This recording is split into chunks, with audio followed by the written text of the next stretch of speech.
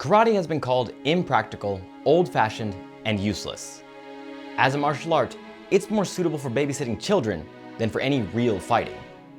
And for a long time, that criticism was valid. Karate had become stuck in a rigid world of unrealistic kata, pointless belts, and theatricality. Top it all off with lackluster performances in the cage, and what results is the death of karate.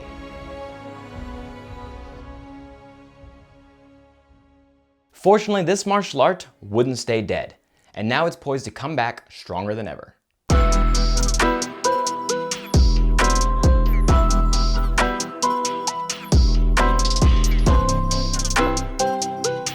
Now, it's important to understand that when karate started, it was much closer to what it's becoming today than what it ended up being in the 90s and early 2000s. Derived from a combination of local Okinawan and Chinese fighting styles, karate was meant to be used purely for self-defense. However, it quickly evolved into a brutal bare-knuckle fighting system which people would use in challenge matches and in sport.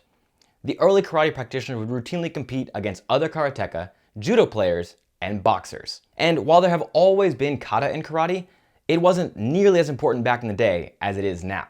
But as karate became more mainstream and spread across the world, things began to change. What started out as a brutal, bare-knuckle form of striking and clinching had to be modified to something that could be taught in schools to large numbers of people and without the risk of serious bodily harm.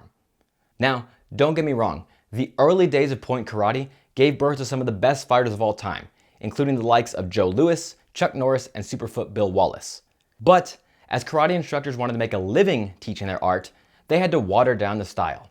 And this meant placing a higher emphasis on kata, demonstration, and minimizing contact as much as possible. This was good for getting more people, particularly children, in the front door, but not as good for growing the martial art as a fighting style. And by the time the UFC came around, it was pretty clear. Karate no longer had what it took to compete in continuous, full contact fighting, particularly against styles like kickboxing, Muay Thai, and Brazilian Jiu-Jitsu. To the general public, the writing was on the wall. The age of karate was over. Fortunately, there were plenty of karateka who didn't get the memo, and instead decided to go back to the drawing board and work to revitalize this beautiful martial art that had lost its way. So, with the appropriate adaptations and a change to curriculum, a new karate was born. Karate 2.0 has taken the best elements of its past life, meaning a robust arsenal of techniques, a highly explosive in and out style of footwork, and a focus on crisp, clean technique, and combined it with so-called modern and more effective training methodologies. What results is a long-range, explosive kickboxing style, which brings to life the dynamic kicks of point sparring, while also incorporating a healthy dose of boxing and MMA fighting tactics. What do I mean when I say long-range kickboxing?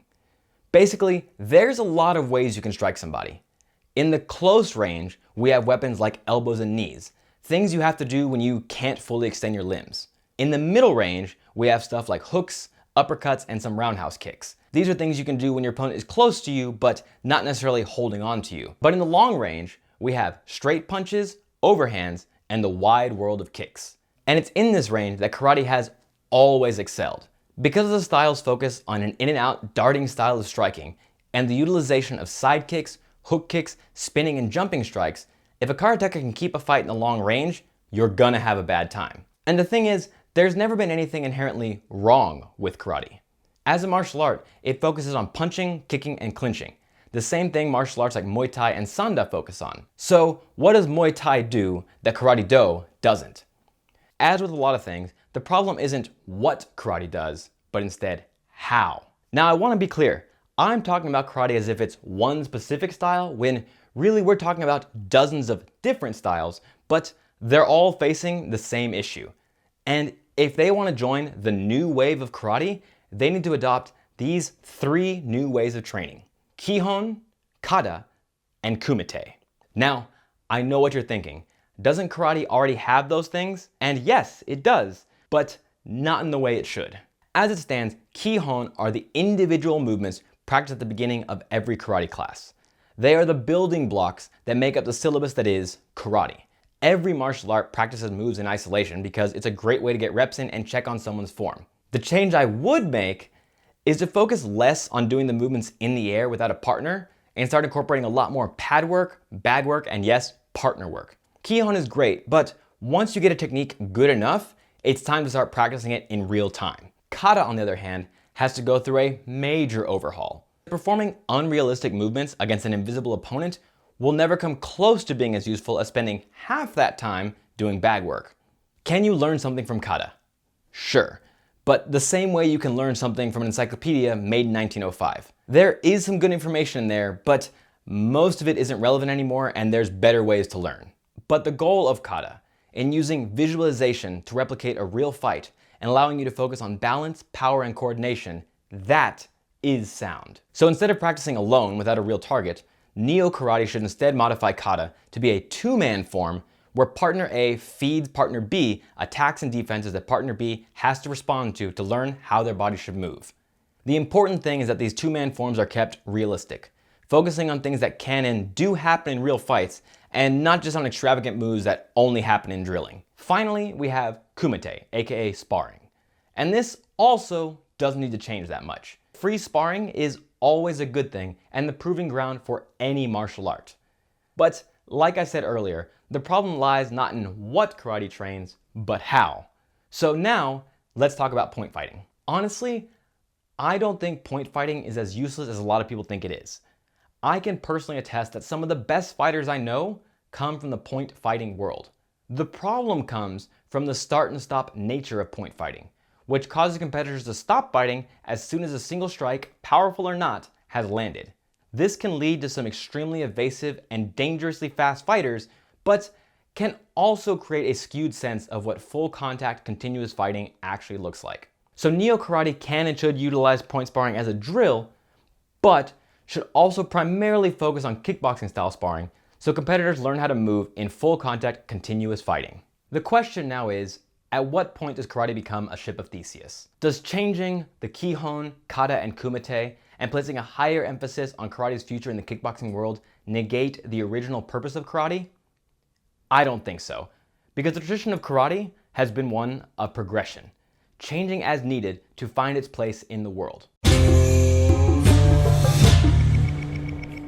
This RV is cooking up more than what you might think. Where the hell did you get this amazing gear? Yo, that's X-Marshall, homie. The most powerful gear in town. That's right. X-Marshall has gear, the quality of which you have never seen before. The sort of gear that when you put it on, you feel like you can fly. Where can I get gear like this? Just go to xmarshall.com, baby. The Jiu-Jitsu game will never be the same again.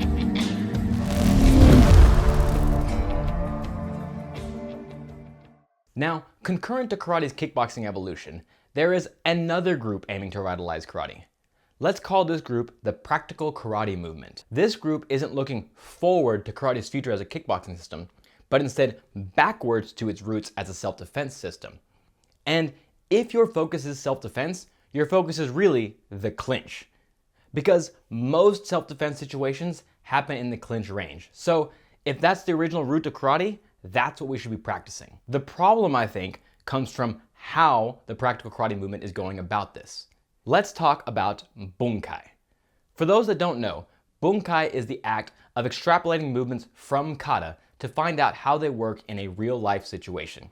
And most kata are replicating a fight happening in the clinch range. This is a very fun exercise and can lead to a lot of cool interpretations of one move from one kata, but that's also kind of the problem. Because as someone much smarter than me once said, knowing is not enough, we must apply. Bunkai at the end of the day is an academic pursuit and not a physical one. And a really roundabout way of reinventing a wheel that arts like Muay Thai, Judo, and wrestling have already perfected. That being said, is there room for karate to be both a highly explosive kickboxing style and the academic head game that is bunkai? I think so. A martial art can be both highly effective in the sport and allow room for nerds to discuss things online. I myself have a lot of fun doing bunkai based on the kata that I did when I was a kid. But let me know your thoughts down below. Will old style karate ever go away? Probably not. For every person that wants karate to evolve, there's someone who likes it exactly the way it is. And that's okay. Martial arts don't have to be combative to be fun, but they do have to be honest with themselves. But it's important to remember that honoring tradition is part of karate. And not every tradition is a bad thing.